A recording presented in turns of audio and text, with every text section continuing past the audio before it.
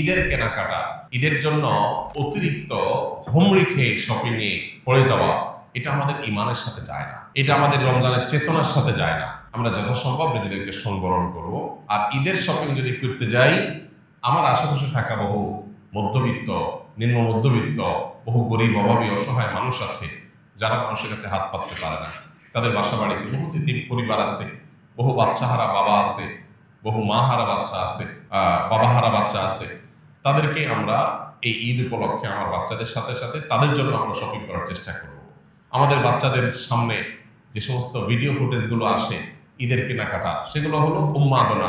বিশাল budget নিয়ে গেছে, এই সবটুকু আমার, সব টাকা দিয়ে আমি কিনবো, যা খুশি তা করবো। এগুলো মনুষ্যত্ব নয়, এগুলো কোনো কোনো ক্ষেত্রে পশুত্ব। মনুষ্যত্ব হলো যে আমি আমার ঈদের বাজেট দিয়ে এটা কিনবো আমার জন্য, এটা কিনবো আমার প্রতিবেশীর জন্য, এটা কিনবো আমার গরিব বন্ধুটার জন্য, এটা কিনবো আমি আমার অমুক আত্মীয়ের জন্য। সবাইকে আমার ঈদের আনন্দের সামিল করার চেষ্টা করব। আমাদের মুসলমানদের ঈদ হলো ত্যাগ এবং ভোগ, এই দুইটা সমন্বয়ের নাম। শুধু ভোগ এটা কখনো ঈদ হতে পারে না। মুসলমানের ঈদে অন্তত শুধু ভোগ থাকতে পারে না। বিরাট আমাদের ঈদের আনন্দের জন্য শুধু আমাদের জন্য না হয়, আশপাশের জন্য হয়। আমাদের বাজেটের একটা অংশ যেন অন্যদের সঙ্গে শেয়ার করে আমরা করতে পারি। বাকাউতি করা, গর্ব করা এবং অন্যদের সাথে কম্পিটিশন করা, এটা কোনো আমাদের ঈমানের সাথে যায় না। আল্লাহ আমাদেরকে বোঝার তৌফিক দান করুন, আল্লাহ আমাদের সংশোধিত হওয়ার তৌফিক দান করুন। রমাদানের শেষ দশকটা আমরা শপিং মলে না কাটিয়ে মসজিদে ইবাদত বন্দেগীতে আমরা কাটাবার চেষ্টা করবো ইনশাআল্লাহ।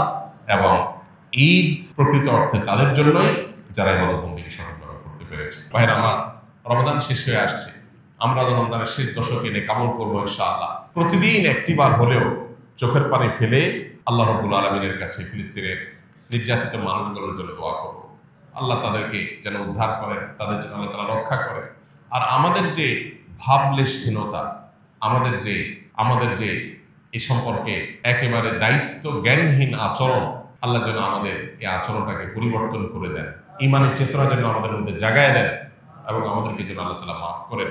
আমাদের ভাই বোনদেরকে যেন আল্লাহ তাআলা সান্ত্বনা নসিব করেন, তাদের কষ্টকে আল্লাহ যেন দূর করে দেন, তাদের মৃতদেরকে আল্লাহ শহীদ হিসাবে কবুল করে নেন, তাদের জীবিতদেরকে আল্লাহ তাআলা শক্তি সামর্থ্য দান করেন, মুসলিম শাসকদের ঈমানের শক্তি আল্লাহ তাআলা শানিত করে দেন, তাদের ঈমানের দায়িত্ব পালন করার তৌফিক দান করুন।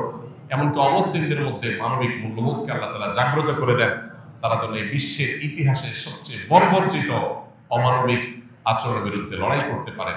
এই বিশ্বের একজন বাসিন্দা হিসাবে আমাদের লজ্জা হওয়া উচিত।